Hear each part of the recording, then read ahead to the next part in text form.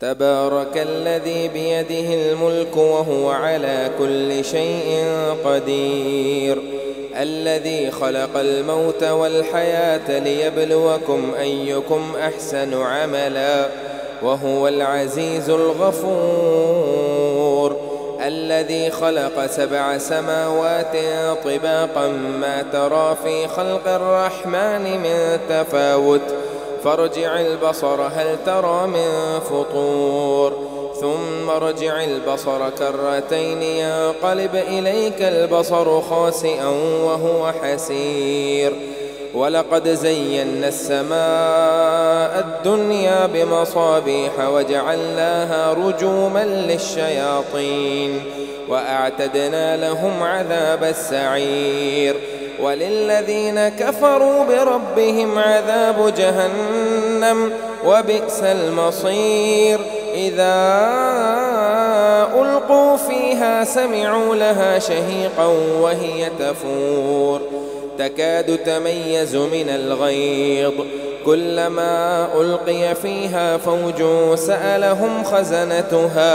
سألهم خزنتها ألم يأتكم نذير قالوا بلى قد جاءنا نذير فكذبنا وقلنا ما نزل الله من شيء إن أنتم إلا في ضلال كبير. وقالوا لو كنا نسمع أو نعقل ما كنا في أصحاب السعير فاعترفوا بذنبهم فسحقا لأصحاب السعير. إن الذين يخشون ربهم بالغيب لهم مغفرة وأجر كبير.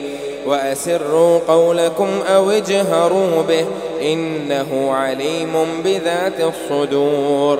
ألا يعلم من خلق وهو اللطيف الخبير. هو الذي جعل لكم الأرض ذلولا فامشوا في مناكبها وكلوا من رزقه وإليه النشور. أأمنتم من في السماء أن يخسف بكم الأرض فإذا هي تمور أم أمنتم من في السماء أن يرسل عليكم حاصبا فستعلمون كيف نذير. ولقد كذب الذين من قبلهم فكيف كان نكير. أولم يروا إلى الطير فوقهم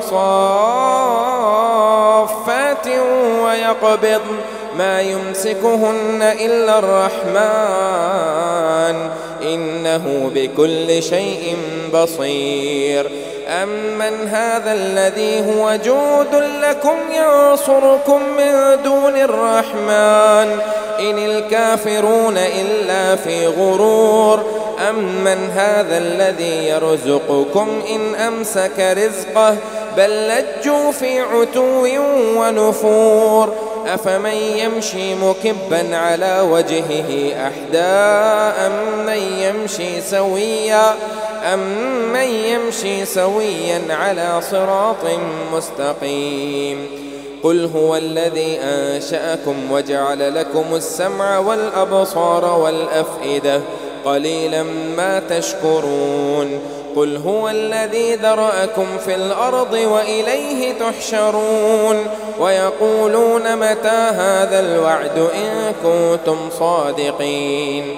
قل إنما العلم عند الله وإنما أنا نذير مبين.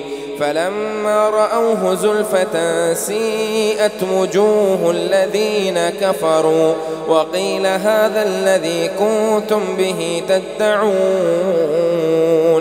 قل أرأيتم إن أهلكني الله ومن معي أو رحمنا فمن يجير الكافرين من عذاب أليم. قل هو الرحمن آمنا به وعليه توكلنا فستعلمون من هو في ضلال مبين. قل أرأيتم إن أصبح ماؤكم غورا فمن يأتيكم بماء معين.